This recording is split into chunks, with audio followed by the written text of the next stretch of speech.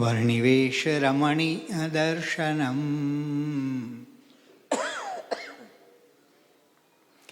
મંદહાસરુચિરાનનાંબુજં પૂજિतं સુરનરોત્તમૈર્મુદા ધર્મનંદનમહં વિચિन्तયે વંદે અક્ષરધામિनं શ્રીસહજાનંદં ચ મૂલાક્ષરम् અક્ષરાદિશતુલ્યતાં ચ પ્રગતम् શ્રીપ્રાગજીં ભાવતઃ શુદ્ધોપાસનસ્થાપકં ગુરુહરિં યજ્ઞં તથા યોગિનં ભાસ્વન્तं પ્રમુખં મહંતગુણિनं શ્રીજીસ્વરૂપં સદા.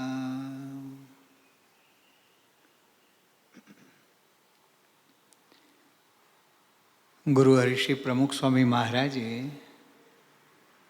આ મંદિરની મૂર્તિઓની પ્રતિષ્ઠા કરી અને જોત જોતામાં 20 વર્ષ પસાર થઈ ગયા. નજર સામે આખો બધો ઇતિહાસ, મંદિરનું જમીન સંપાદન, પ્લાનિંગ, બાંધકામ. બાપા કલકત્તા જન્મ જયંતિ વખતે કે આ જ વખતે બેંગ્લોર પ્રતિષ્ઠા કરી દેવી છે.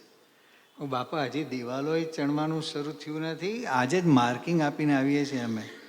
આ ગર્ભગૃહને એક ઈંટો ચણાવી હતી આ બધી, અને આ સ્લેબ આટલો મોટો બાકી, ક્રિટિકલ સ્લેબ, અને આ વચ્ચે એક થાંભલો નહીં, પાછું પિલરલેસ સ્ટ્રક્ચર. બાબા કે ના, તમે અંદરથી કમ્પ્લીટ કરાવી નાખજો, કે બારે પ્લાસ્ટર નહીં થયું ને તો મારે ચાલશે. હવે 1.5 મહિનામાં મૂર્તિઓની તૈયારી, સિંહાસન, વાઘા, આ જારી મોટી, પડદા વગેરે બધું, થાળ અને જે કાંઈ સામગ્રી બધી ભગવાન બેસે એટલે જરૂર પડે 1.5 જ મહિનામાં આ બધું કરવાનું. અને અમારા અનુજ યોગીચરણ સ્વામી અહીંયા તળામાર આ બધા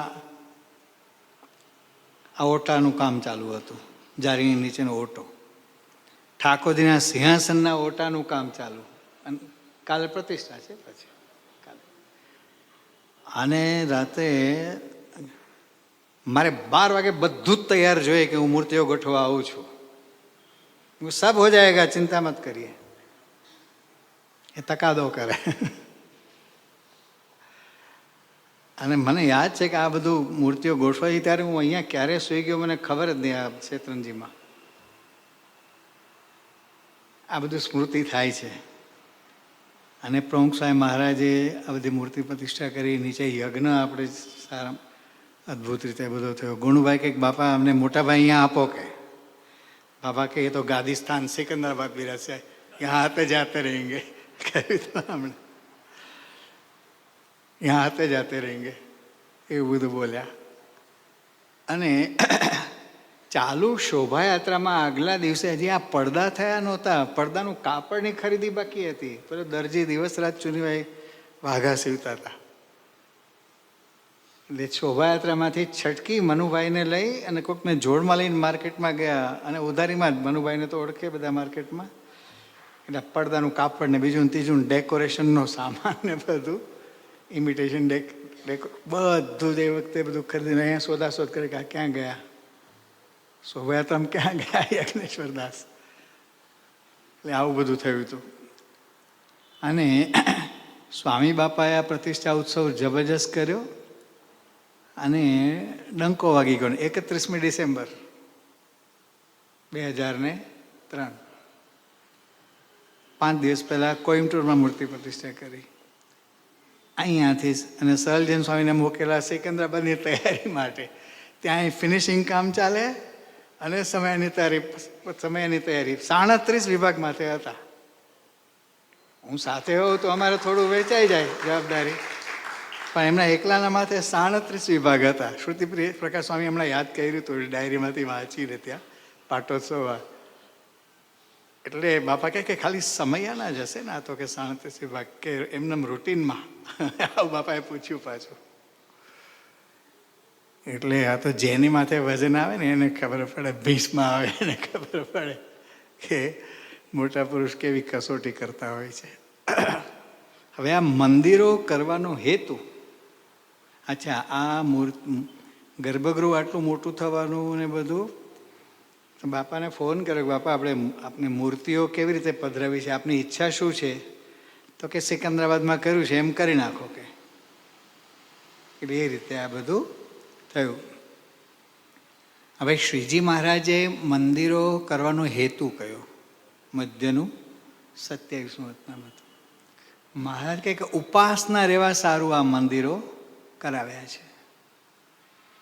અને ઉપાસના એ એકડો છે.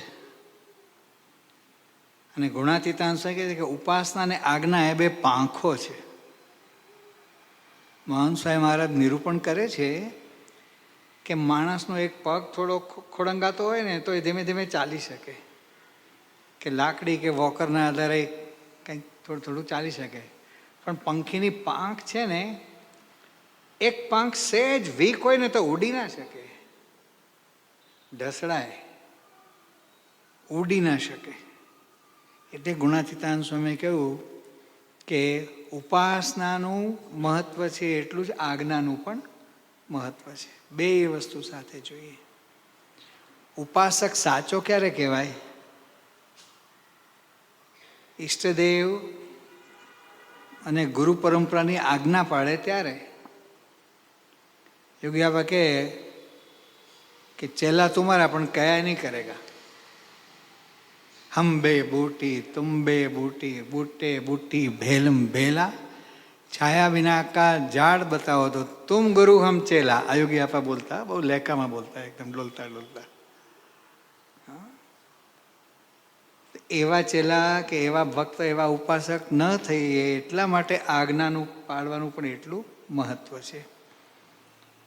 ઉપાસના જે છે કે આપણા ઈષ્ટદેવ એ સર્વોપરી સર્વાવતારી તત્વ છે, એમનાથી પર કોઈ તત્વ છે જ નહીં. અને જે સર્વ કરતા હરતા છે, અનંત સૃષ્ટિ જેનો પાર પમાયો નથી. આ પૃથ્વીનો જ પાર પમાતો નથી. નેશનલ જ્યોગ્રાફિક મેગેઝિન કેટલા વર્ષોથી ચાલે છે? કેટલા વર્ષો થઈ ગયા? 50થી વધારે વર્ષો થઈ ગયા હશે, ઓછામાં ઓછા કહું છું. તો હજી આ પૃથ્વીના રહસ્યો અને ચિત્ર વિચિત્રપણું, આ સૃષ્ટિ, પૃથ્વીની સૃષ્ટિનો જ પાર પમાતો નથી. એટલું બધું એમાં રહસ્ય અને વૈવિધ્ય અને બધું સમાયું છે. તો અંતકોટી બ્રહ્માંડોની આ સૃષ્ટિ અને એક એક વૈરાટ નારાયણ રૂપ બ્રહ્માંડ, એમના એક એક રૂમમાંથી અનંત અવતાર પ્રગટ થાય છે. શ્રીમદ ભાગવત દ્વિતીય સ્કંદ. અવતારા હિ અસંખ્યેયા સત્વનિધેર હરેર દ્વિજા. અને ભૂમે સુરેતર વરુથ મર્દિતાયા. આ જે શ્લોક, એમાં બીજા સ્કંદમાં ભગવાન વેદવ્યાસ જણાવે છે. કારણ કે વ્યાસજી પરમ સત્ય વક્તા છે. શ્રીમદ ભાગવત ગ્રંથની રચના નારદજીની આજ્ઞાથી, સૂચનાથી કરી. કારણ કે 17 પુરાણ લખ્યા, મહાભારત 1,00,000 શ્લોકનું, એમાં પણ વેદોનું જ રહસ્ય છે. અને વેદોના વિભાગ કર્યા. એક વેદ હતો વિષયવાર, 4 વિભાગ થયા એટલે 4 વેદ. તો પણ અકૃતાર્થ એવ મેને પોતે જ લખે છે કે હું સરસ્વતી નદીના કિનારે શમ્યાપ્રાશ આશ્રમમાં સૂર્યોદયના સમયે ખિન્ન માનસા, અતિ ઉદ્વેગમાં અને અશાંતિમાં, ખિન્ન, ઉદાસ, એવી રીતે બેઠો છું. અને નારદજી પધાર્યા. કે કેમ અત્યારના પોરમાં ઉદાસીનતા? તો કે મને આ બધો વિચાર ચાલે છે કે મેં આટલું બધું કર્યું પણ તોય મને હજી સંતોષ થતો નથી. મહાભારતમાં વેદોનો સાર જ આખો બધો ઇતિહાસના પરિપ્રેક્ષ્યમાં નિરૂપ્યો છે. મહાભારત માટે કહેવાય છે કે યદ ભારતે નાસ્તિ તત્ કુત્રાપી નાસ્તિ. માનવ જીવનના અને સૃષ્ટિના અને પૃથ્વીના અનંત રહસ્યો છે. એવું કોઈ રહસ્ય નથી કે જે મહાભારતમાં નિરૂપાયેલું ન હોય. એવો ગ્રંથ છે, બૃહદ ગ્રંથ, 1,00,000 શ્લોકોનો. 1,00,000 બોલો એકડાથી માંડીને કેટલો ટાઈમ જાય. અને આ 17 પુરાણ કર્યા બધા પૂર્વેના અવતારોના, દેવોના. તો નારદજી શું કહે છે? તમે આ પુરાણો કર્યા ને કાગડાના તીર્થ કર્યા. કે આ યજ્ઞેશ્વરદાસના શબ્દો નથી. હા, ભાગવતના શબ્દો છે. મૂળ ભાગવત સંસ્કૃત એમાં કહે છે કે કાગડાના તીર્થ એટલે તો ઉકરડા ને એ તો શું ચૂથે. ન તત્રે રમંતા હંસા ઉશિક્ષયા. માનસ સરોવરના માનસ હંસો એ કઈ ઉકરડા ના ઉથામે, તો મોતીનો ચારો ચરે. અત્યારે પ્રગટ ભગવાન શ્રી કૃષ્ણચંદ્ર વિચરે છે, એમના ચરિત્રોનો ગ્રંથ બનાવો તમે. એમનો મહિમા લોકોને સમજાય ને નિષ્ઠા થાય તો એ બધાનું કલ્યાણ થાય અને તમને પણ એનાથી જ શાંતિ થાય. જે આ પ્રગટ ભગવાનના ચરિત્રોનો મહિમા નારદજીએ કહ્યો, આ વિચારવા જેવું છે. વ્યાસજી, શ્રીજી મહારાજ કે સર્વ આચાર્યોના આચાર્ય છે. બીજા આચાર્યોને તો વ્યાસજીના ગ્રંથોનું પ્રમાણ પોતાના શાસ્ત્રમાં આપે ત્યારે પ્રમાણ કહેવાય. ત્યારે વ્યાસજીને બીજા કોઈની અપેક્ષા નથી અને એ ભગવાનનો જ્ઞાનાવતાર છે. પણ એ વ્યાસજીને પણ કાઉન્સેલિંગની જરૂર પડી. કુણાલભાઈ, નારદજીનું કાઉન્સેલિંગ. અને વાલ્મીકી રામાયણ એ આખા વિશ્વનું વેદો પછીની સૌથી પહેલી માનવ રચના હોય ને, બૃહદ માનવ રચના તો વાલ્મીકી રામાયણ છે. તો એ લૂંટારામાંથી મહાન ઋષિ બની ગયા. પણ નારદજીનો ઉપદેશ સાંભળીને રામ નામનો જપ શરૂ કર્યો, શ્રદ્ધાથી, વિશ્વાસથી, અને લૂંટારામાંથી ઋષિ બન્યા. તો વ્યાસ અને વાલ્મીકી આ બંને મહાપુરુષો કહેવાય. પણ નારદજીનો કાઉન્સેલિંગની જરૂર પડી, સલાહ નારદજીની, માર્ગદર્શન નારદજીનું મેળવ્યું. એનો અર્થ શું થયો? આ તો અતિ વિશિષ્ટ ભગવાનના વિભૂતિ સ્વરૂપો હતા. વ્યાસજી, વાલ્મીકી, એમને પણ સંત સમાગમની જરૂર પડે તો પછી આપણને, એટલે કહ્યું કે નિષદિન સંત સમાગમ કીજે. એના વગર છૂટકો જ નથી. પુરુષોત્તમ બોલ્યા પ્રીતિમાં શ્રીજી મહારાજ કહે છે કે સંત સમાગમથી ઊંચું કોઈ સુખ નથી. આ શ્રીજી મહારાજના શબ્દો છે. ગુણાતીતાન સ્વામી કહે છે કે બાત તન કી બાત બડી કરામત હૈ.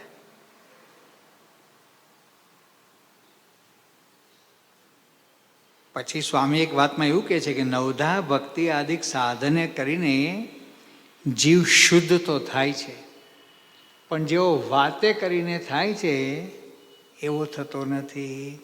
માટે શબ્દ જેવું કોઈ બળવાન નથી. શ્રીજી મહારાજ કે કોઈ કથા કીર્તન કરે ત્યાં અમારું ચિત્ત ચોંટી જાય છે અને મન દીવાનું થઈ જાય છે. પુરુષોત્તમ બોલ્યા પ્રીતે. તો મહારાજની રુચિ શું છે? કથા કીર્તનમાં ક્યારે વિરામ પામવું નહીં. મધ્ય 49. છેલ્લી પંક્તિ. તો એનાથી જ અંધકાર આત્માનો ટળે. તો ઉપાસના રહેવા માટે આ મંદિરો, કારણ કે સેવા પૂજા ઉત્સવો થાય અને જયનાદ થાય વગેરે વગેરે. એટલે આપણા ઈષ્ટદેવ અને આપણી ગુરુ પરંપરાની દ્રઢતા જીવમાં જડબેસલાક થાય. રોજ કેટલી વાર જય બોલીએ, નિત્ય પૂજામાં પણ આ મૂર્તિઓ, ઉપાસનાની એમ દ્રઢતા થાય, જડબેસલાક દ્રઢતા થાય. આવા નાનપણથી બાળપણથી જ શિશુ અવસ્થાથી જ આ દ્રઢતા થઈ તો જિંદગીમાં ક્યારેય હટે જ નહીં, એમાં ફેરફાર થાય જ નહીં, ગમે એટલા પેલામાં આવે. પણ આ દ્રઢતા જીવમાંથી નીકળીને એનાથી કલ્યાણ છે. શ્રીજી મહારાજ કે આત્મનિષ્ઠાએ કરીને તો જે માણસ નદી તરી જાય, સરોવર તરી જાય, અને મોટા તરવૈયા હોય ઇંગ્લિશ ચેનલ 22 માઇલની ખાડી તરી જાય, પણ મુંબઈથી મોમ્બાસા ન જઈ શકે, સમુદ્ર તરાય નહીં. શ્રીજી મહારાજ કે આ લોકના સુખ દુઃખ ષડુર્મી બધું જે છે ને એ આત્મનિષ્ઠાવાળો તરી જાય, પણ અંત સમયમાં કે એ તો મહાવિકટ છે, એ વખતે ભગવાનની ઉપાસના રૂપી વાણનું કામ પડે છે. એટલે એ ઉપાસના જો બરાબર જીવમાં દ્રઢ રહી, મહારાજ કે નિષ્ઠા છે એ તો બધું જ છે. પછી દેહ કરીને કદાચ માંદો પડી ગયો કે સંજોગો વસાત કાંઈ સત્સંગનો યોગ ન રહ્યો, પણ જીવમાંથી ભગવાન જાય નહીં. હવે ગુણાતીતાન સ્વામીએ બીજી એક અદ્ભુત વાક્ય એક જ વાક્યમાં વાત કરી છે. બધા બોલજો, સ્વામિનારાયણ હરે. સ્વામીએ વાત કરી છે અંતરમાં મંદિર કરીને મહારાજને પધરાવવા. તો એક જ વાક્ય સારના સારનો સારનો સાર છે. અક્ષરમહમ, બોલો આગળનું. હા, એ જ વાત ગુણાતીતાન સ્વામી આ વાક્યમાં કહી કે આ મંદિર જે છે અથવા કોઈ પણ મંદિરો, નિત્ય સેવા પૂજા નવદા ભક્તિ, આ બધું શેના માટે છે? અંતર મંદિર તૈયાર થાય એના માટે. મુક્તાન સ્વામી કે મારું મંદિરિયું મહારાજ અક્ષર કીધું રે. અને ન્યૂ જર્સી રોબિન્સવિલ અક્ષરધામની મૂર્તિ પ્રતિષ્ઠા કર્યા પછી પણ મહંત સ્વામી મહારાજે જે આશીર્વાદ આપ્યા એમાં મુખ્ય આ વાત કરી કે આ તો થયું, એ શક્ય જ નહોતું, પણ એ અશક્ય શક્ય એમના પ્રતાપે જ થયું. એમની કૃપા, એમની પ્રેરણા અને બધાની નિષ્ઠામાં એમના જ પ્રવેશથી થયું. આ એમને ફાસ્ટ કામ થયું, ને તો 2030માં થાત તૈયાર, જે સ્પીડમાં ચાલતું હતું કામ. હા, મહંત સાહેબ કહે કે આ અક્ષરધામ જે છે એ અહીંયા કરવાનું છે, હૃદયમાં લઈ જવાનું છે, અને અહીંયા આરતી પૂજા કરવાની છે, ધામધૂમ અહીંયા કરવાની છે. આવો શબ્દ બોલ્યા. તો શું શીખવાડે છે આપણને?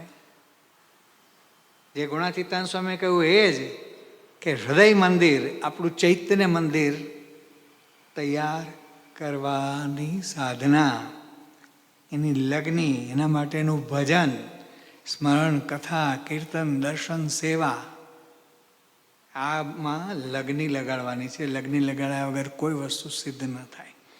ભગતજીમાં આજે લગ્ની લગાડી. વિજ્ઞાનદાસ સ્વામી, આપણા ગુરુ નહીં, કોઠારી ગોરધનભાઈના ભત્રીજા ગિરધરભાઈ, લગ્ની લગાડી. લગ્ની લાગી ક્યારે કહેવાય? इन बिनु कल न पड़े, लगन मेरी लग गई लालन से. ક્યારે લગ્ની લાગી કહેવાય? એના વગર ચેન ન પડે, એને બીનું કલ ન પડે. તો આપણી સૌની આવી સ્થિતિ થાય અને આવો ચડતો ઉત્સાહ અને ક્યારે મંદ પડે નહીં. અને વિશેષ ને વિશેષ લગ્નપૂર્વક આપણે ભગવાન ભજીએ. અને આ રાજીપો મહારાજ સ્વામી બાપા ગુરુ પરંપરાનો, પ્રગટ ગુરુ મહંત સ્વામી મહારાજનો આપણને સૌને વિશેષ ને વિશેષ રાજીપો પ્રાપ્ત થાય એ આજના 20મા પાટોત્સવે પ્રાર્થના. શ્રી સ્વામિનારાયણ ભગવાનની જય.